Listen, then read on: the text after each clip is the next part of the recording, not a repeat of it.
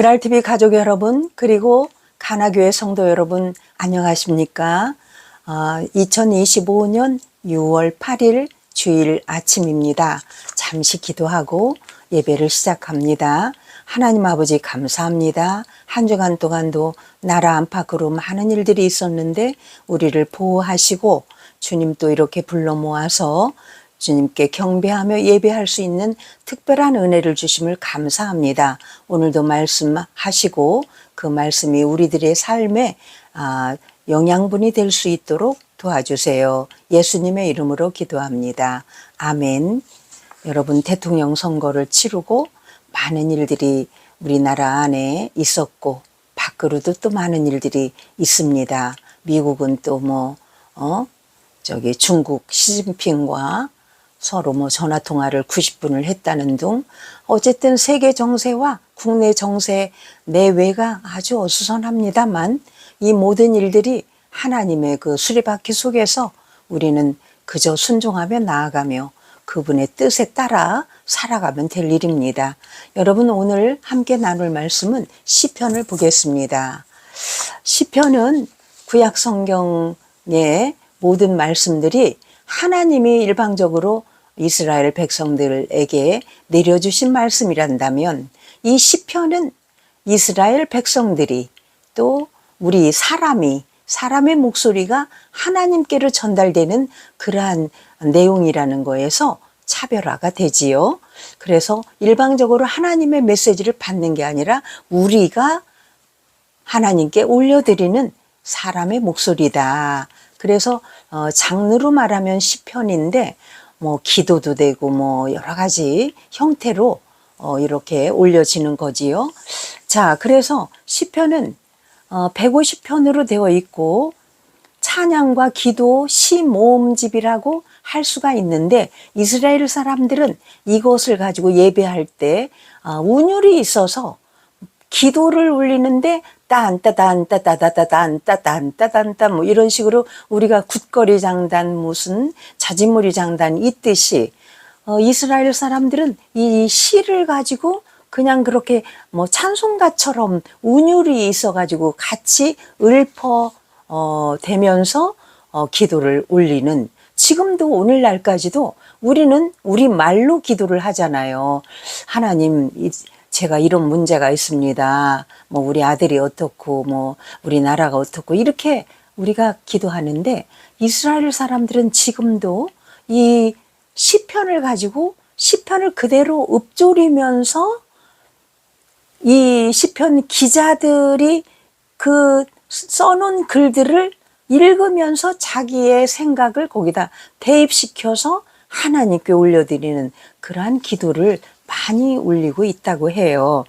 그래서 이 시편은 다윗의 시가 73편이고 솔로몬의 시가 2편, 아삽 자손의 시가 12편, 고라 자손의 시가 10편, 모세의 시 1편, 헤만의 시가 1편, 에단의 시가 1편, 그리고서 작자를 알 수 없는 시가 50편에서 고아의 시라고 부르지요. 이래서 150편으로 되어 있는데 너무나 그 편집이 누가 의도된 대로 편집을 한 것처럼 1권부터 5권까지, 1권은 1편에서 41편까지, 2권은 42편에서 72편까지, 3권은 73편에서 89편까지, 4권은 90편에서 106편까지, 5권은 107편에서 150편까지 이렇게 딱딱 5권으로 이 150편의 그 시편을 편집을 해놨는데 너무나 신기한 것은 각 권의 그 마지막 절에 한결같이 여호와를 찬양하고 찬송할지어다 이런 내용으로 각 권마다 끝절은 그렇게 똑같이 거의 비슷한 투로 그렇게 찬송하는 찬송시로 마무리를 지어놨다라는 것도 특별한 그런 편집이에요. 그래서 의도대로 한 게 아니냐 이렇게 우리가 짐작할 수가 있고, 그리고서 각 권의 결론을 여호와를 찬양하고 뭐 송축할지어다 아멘 아멘 이렇게 했는데 특별히 끄트머리 150편에 5편 정도 146편부터 150편은 아예 할렐루야 시편이라고 그래서 막 할렐루야 막 송축할지어다 아멘 할렐루야 이렇게 해서 완전히 할렐루야 시편이라고 이렇게 이야기를 하고요. 120편은 순례의시라고 하는데 바벨론 포로에서 돌아온다는 그러한 뜻으로 이렇게 순례의시라고 해놨지만 사실은 다시 오실 주님의 그 예표로서 다윗이 예수님의 그림자라고 우리가 알고 있잖아요. 그래서 다윗을 통해서 그 예수님 재림을 예표로 이렇게 만들어 놓은 시가 120편이다. 그리고 119편 같은 시는 굉장히 길어가지고 176절까지 있어요. 이렇게 긴 시로 장시로 되어 있는 것이 특징이면서 여기서도 하나님께 송축하는 그러한 그 찬양시가 많이 들어있다.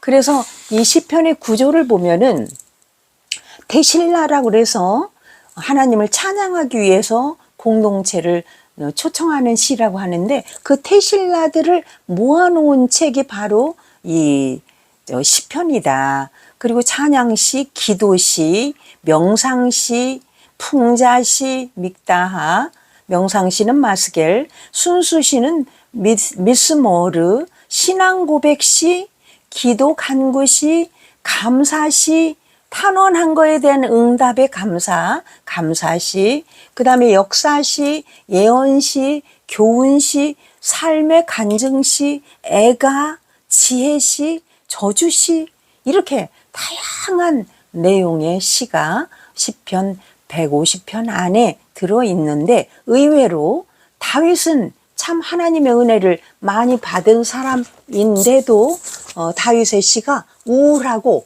어두운 시가 많아서 굉장히 탄원하는 시, 그 다음에 막 저주하는 시, 이런 시가 의외로 많이 있다는 것도 참 우리가 특별히 우리가 주의해야 할 그러한 시입니다.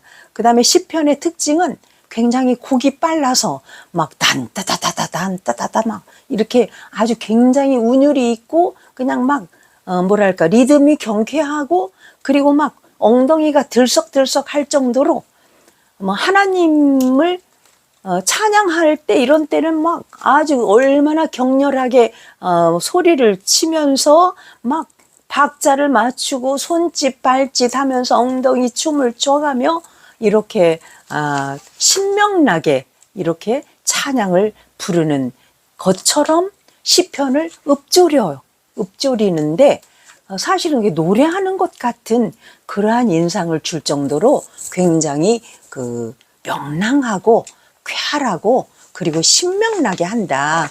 그런 면에서 이스라엘 사람들과 우리 한국 사람들과 많이 닮았어요.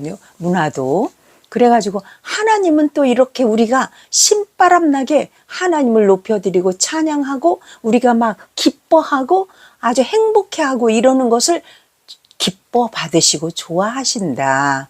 그래서 사랑하는 것도 굉장히 좋아하셔요. 서로 사랑하는 걸 물론 좋아하시지만 남녀 간에 아주 그냥 물고 빨고 막 좋아하는 그런 모습도 하나님 보시기에는 아주 이뻐. 아주 기뻐하시고 이뻐하신다. 그래서 우리는 행복하게 살아드려야 하나님께 효도하는 거예요. 그리고서 자연을 노래하는 인간들도 엄청 좋아하시고 사랑을 서로 막 구가하는 것도 좋아하실 뿐더러 하나님을 향해서 사랑을 표현하는 것은 더더욱 아주 좋아하신다. 그래서 우리는 그리고 시편은 표제들을 다 갖고 있어요. 그 시편마다 뭐 이름이 뭐 마스길의 뭐 영장 뭐 이런 것들이 있잖아요. 다윗의 시, 또 고라 자손의 시 해서 사람의 이름이 나오기도 하고 또 다윗이 압살롬을 피해서 도망가는 길에 부른 노래처럼 이렇게 역사적 사건들의 배경을 설명해 주는 명시해 주는 그런 시도 있고 지휘자를 따라 현악기에 맞춰 부른 노래처럼 음악의 반주 지침으로 이렇게 명명해주는 그러한 시도 있고, 속죄의 의미로 써놓은 믹담의 시, 믹담 이렇게 명시한 시, 또 교훈을 위해서라고 추측되는 그러한 마스길이라고 명시한 시, 이런 그 어떤 주제가 있는 시들도 있는가 하면은 주제가 없는 시도 많이 있습니다. 그리고 셀라라는 말이 71번이나 나오는데, 이 셀라라는 말 가지고 사람들이 이게 뭐야, 아리랑 아리랑 아라리오처럼 후렴귀 아니냐, 그냥 들어가는 어떤 그냥 심심하니까 얼쑤 덜쑤 이런 것처럼 우리가 국거리 장단이나 무슨 고전 노래를 부르다 보면 그렇게 얼쑤덜쑤 추임새 놓듯이 그렇게 간투사처럼 들어가는 그런 말이 아니냐라고 하는데, 여러 학자들이 구구한 이야기를 합니다. 항상이라는 뜻이다, 영원이라는 뜻이다, 고양시키다라는 뜻도 있다, 또 어떤 사람은 찬미를 위해서 엎드리라는 뜻이다, 그때는 셀라 할 때는 막 엎드려야 한다, 이렇게 얘기하는 학자들도 있고요. 또는 현악기가 그 시간에는 반주하는 시간이야 라고 해석하는 사람도 있고, 또는 거기는 말하지 말고 가만히 묵상하라는 뜻이야 라고 얘기하는 학자도 있어요. 각양각색이기 때문에 어느 것이다 라고 이야기할 수는 없지만, 그래도 되게 약간 쉬어가는 페이지, 좀 음악을 연주하다가 잠깐 쉬는 것처럼 그런 어떤 악상기호 뜻으로 쓰는 것처럼 그런 게 아닌가, 아니면은 잠깐 호흡을 멈춰라 라고 하는 그런 뜻이 아닌가라고 셀라를 번역하는 사람들도 있는데, 이것은 학자마다 다들 너무 다르기 때문에 이거다 저거다라고 우리가 이야기하기는 조금 애매합니다. 자, 시편은 언제나 우리가 참 읽기 좋아요. 두려울 때나 기쁠 때나 슬플 때나 결혼식장이나 장례식장이나 또 어떤 막 난처한 일을 당했을 때나 또 우리가 하나님의 어떤 도움이 필요할 때나 이런 때는 여러분 시편을 여러분 한번 펼쳐서 읽는 습관을 가졌으면 좋겠어요. 또 특히 성경을 처음 읽는 사람한테 야 레위기 읽어봐 이러면 막 뭐야 이거 뭐가 뭘 잡고 뭐 피를 뿌리고 뭐 이렇게 잔인해 막 어떻게 해서 배를 갈라서 뭐 약속을 하고 하나님 너무 잔인하다 이렇게 여길 수도 있고, 또 마태복음 1장 1절 같은 거 보면은 누가 누구를 낳고 뭐야 산부인과 일지야 이렇게 또 이야기를 하는 수도 있어요. 그래서 처음 성경을 읽는 사람들, 특히 구약 성경을 읽고자 하는 사람들은 시편부터 읽어라. 그러면 우리가 평소에 시를 많이 읽으니까 그거랑 비슷하네. 근데 굉장히 아름답구나. 이렇게 해서 성경을 접근하기가 아주 수월하다. 그리고 성경 중에서도 저 뒤에 146편부터 150편까지 거기 할렐루야 시편 먼저 읽고, 대개 시편 1장의 1절 2절은 이 시편 전체의 서문이라고 볼 수가 있어요. 서론. 그 결론은 뭐냐? 시편 150편 146편부터 150편까지 할렐루야 여호와를 찬양하라. 할렐루야가 뭐냐? 할렐루 찬양 여호와를 찬양하라. 결론은 우리의 삶은 여호와를 찬양하라로 귀결됩니다. 그래서 1권부터 1권, 2권, 3권 쭉 가다 보면은 어떤 시가 많으냐? 아까 뭐 탄원시 무슨 시 막 여러 가지 있었잖아요. 감사시나 뭐 찬양시보다는 탄원시, 우울한 거 막 이런 것들이 많아. 그 초창기에는 그렇게 우리의 삶의 질곡이 그렇게 많다. 그 질곡을 견뎌서 나중에는 어떻게 되냐? 여호와를 찬양할 그 지경까지 우리가 가야 된다. 여러분 삶이 후락후락 하십니까? 뭐 날마다 눈 뜨고 나면 무슨 문제들이 계속 있지 않아요? 오늘은 이걸 해결해야 되고 내일은 저걸 해결해야 되고 오늘은 누구를 만나야 되고 이런 모든 것들이 과제 같아요. 하루하루 우리가 넘어야 할 산들을 작은 고개 넘으면 조금 더 큰 언덕이 나오고 또 산이 나오고 또 다 됐나 싶으면 또 작은 뭐 골짜기가 나오고 이게 인생살인데 그럴 때마다 우리가 우리 말로 막 탄원하거나 뭐 감사 기도를 드리거나 이런 말이 떠오르지 않을 때 여러분 무조건 뭘 펴느냐?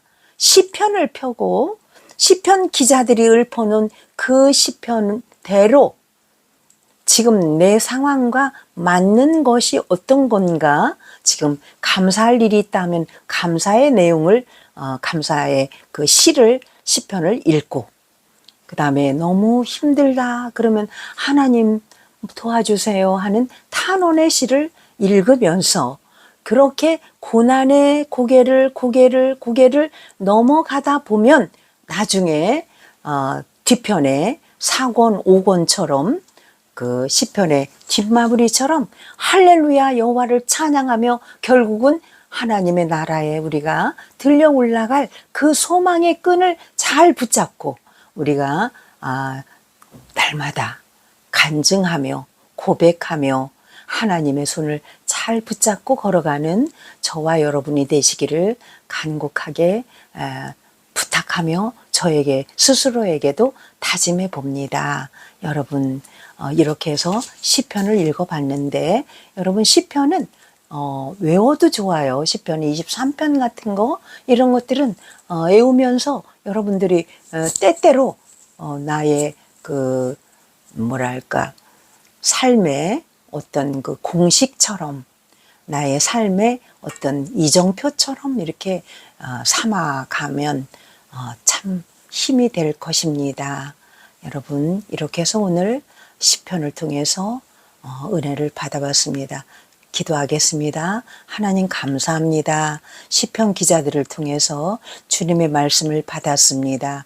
우리의 삶이 고난과 질곡의 길을 걸어갈지라도 날마다 찬양하며 여호와 하나님께 우리의 모든 것을 고백하면서 새 힘을 받아가며 살아가는 저희들 되게 도와주옵소서. 주신 말씀 감사하며 예수님의 이름으로 기도하였습니다. 아멘. 지금은 우리 주 예수 그리스도의 은혜와 성부 하나님의 극진하신 사랑과 성령 하나님의 인도하심 속에 시편 기자처럼 날마다 우리의 신앙을 고백하며 하나님을 찬양하며 살기를 원하는 그랄TV 구독자와 가나교회 성도들과 또 함께 예배한 모든 지구촌 모든 사람들 위해 지금부터 영원토록 함께 하시기를 간절히 축원하옵나이다. 아멘. 여러분 감사합니다. 여러분 은혜로운 또 주일 되시기를 바라며 또 다음 주에 또 만나요. 안녕.